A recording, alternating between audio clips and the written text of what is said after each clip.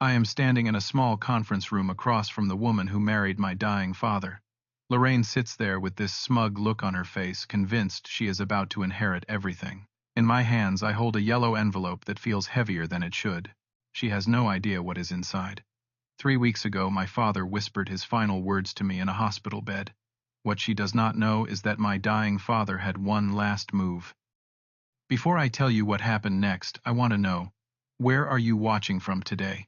Drop your location in the comments below. If you have ever had someone try to take what was never theirs, hit that like button right now. And if you want to see how one single piece of paper changed absolutely everything, make sure you subscribe and turn on notifications. Now let me take you back to where this all began. To understand that moment in the lawyer's office, I need to tell you about my dad and the woman who thought she could outsmart him. My name is Blair. I am 29 years old, and I work as a software engineer in Portland, Oregon. My life was pretty simple. Good job, decent apartment, and a father I loved more than anything in this world. Dad lived about 3 hours south of me in a small town called Ridgewood. His name was Frank, and he was the kind of man who built things with his hands and never complained about a single day in his life. Dad was 62 when this story begins. He had been a carpenter his whole career, retired just a few years earlier, and he had been alone for a very long time. See, my mother Margaret died when I was just 10 years old. A car accident on her way to pick me up from school. One moment she was there, and the next she was gone forever. Dad never remarried after that. For 19 years he raised me by himself. Never once did he bring another woman into our home. He used to say that some loves only happen once, and he had already had his. We were not rich, but Dad had done well for himself. The family house was worth about $450,000. He had savings of around $280,000, plus a life insurance policy worth another $200,000. And then there was the cabin. That cabin was everything to us. It sat on the edge of Mirror Lake, about 4 hours from Ridgewood, hidden among the pine trees. Dad had bought it decades ago, back when he and Mom were young and in love.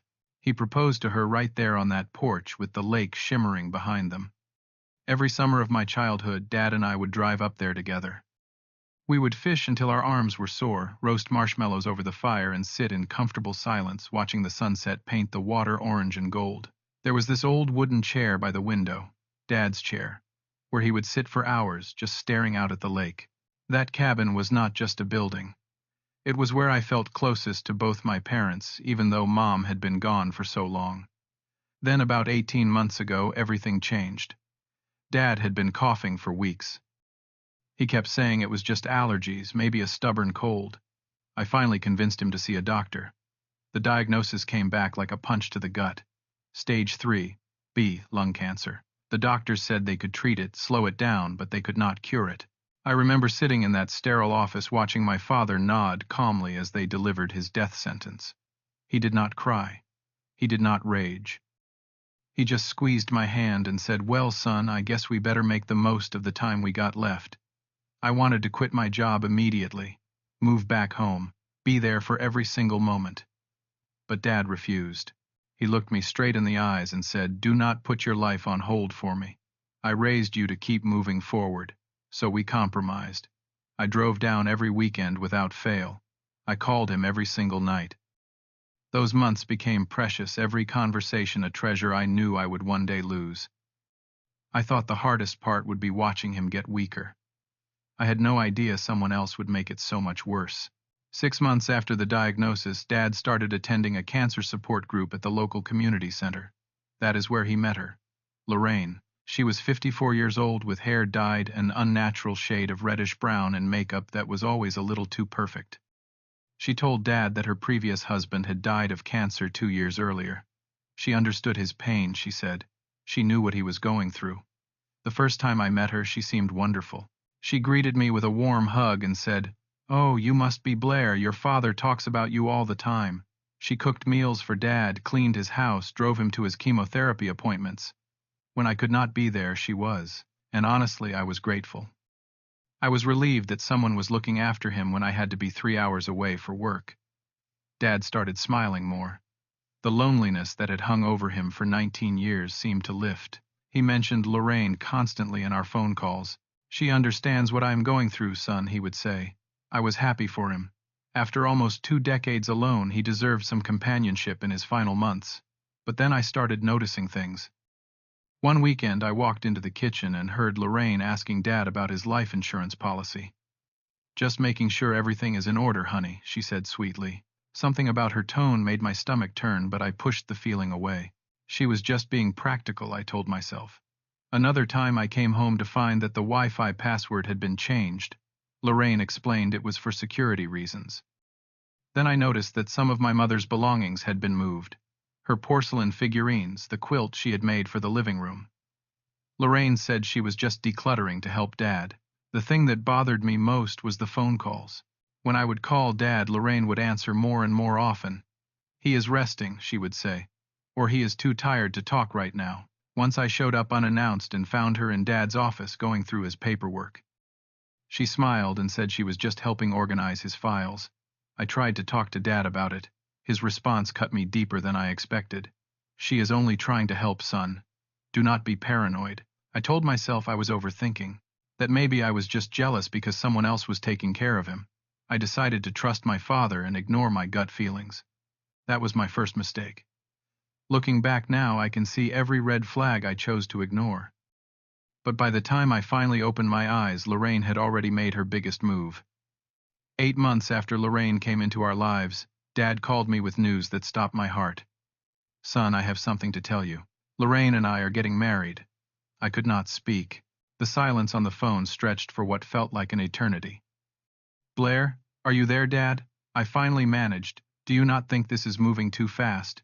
You have only known her for 8 months. His voice was tired but certain. "When you are dying, 8 months feels like a lifetime. I know what I am doing, son.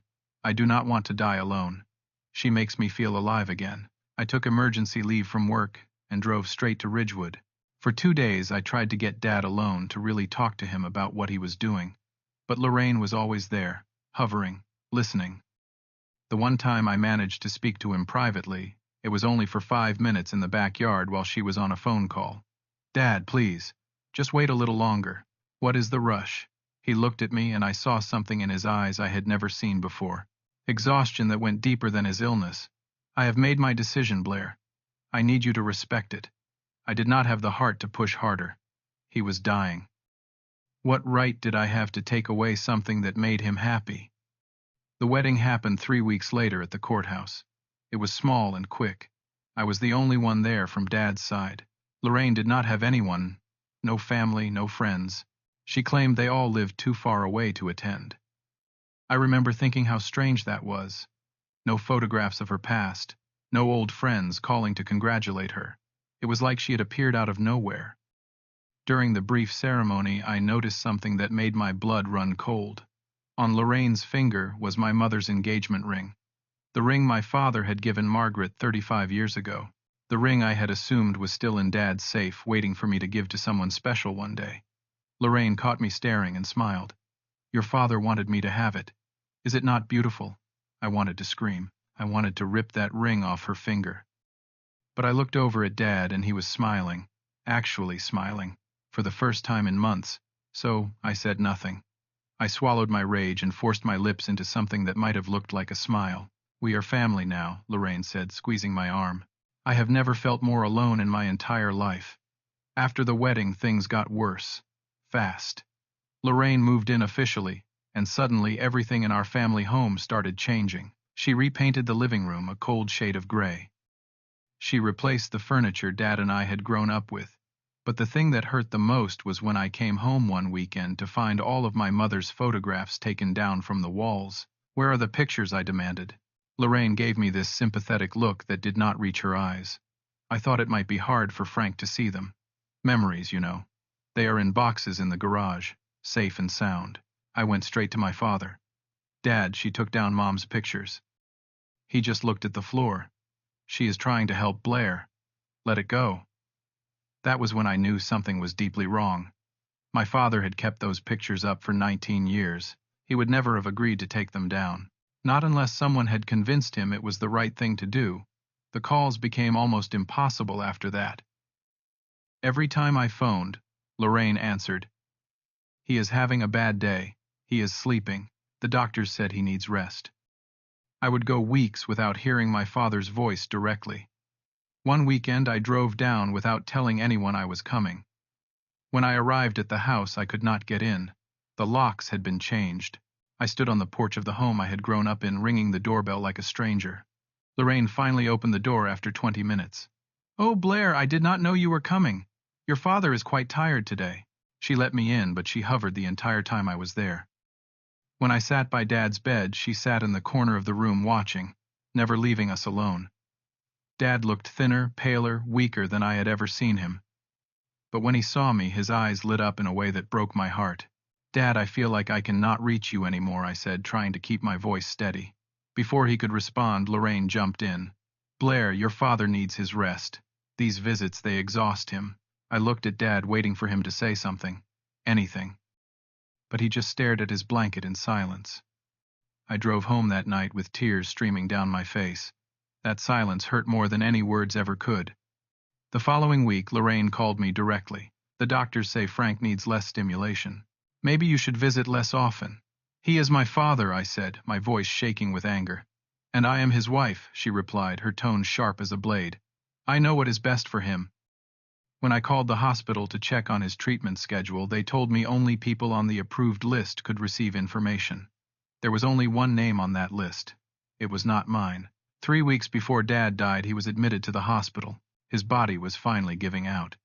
I only found out because a kind nurse called me secretly after seeing my name in Dad's personal belongings. I drove 3 hours in the middle of the night, my knuckles white on the steering wheel.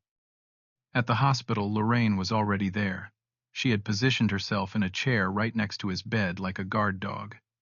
I walked in and saw my father lying there, tubes and wires everywhere, looking so small and fragile. "Hey, Dad," I whispered.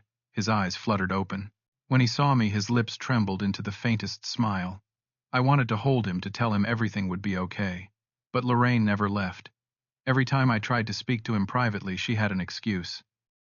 "I need to watch his medication. The nurse said he should not be left alone. You are upsetting him." On the third night, something changed. Lorraine went down to the cafeteria to get coffee. A nurse named Cynthia, I will never forget her kindness, leaned over to me and whispered, "You have about 10 minutes." I rushed to Dad's bedside and took his hand. It was cold, thin, barely there. "Dad, it is me. I am here."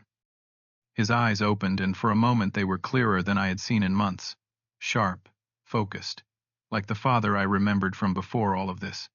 "Blair," he whispered, his voice barely audible. "Listen to me. The cabin, the floorboard under my chair." "Dad, what do you mean?" He gripped my hand with surprising strength. "Do not let her take everything. I tried to protect you.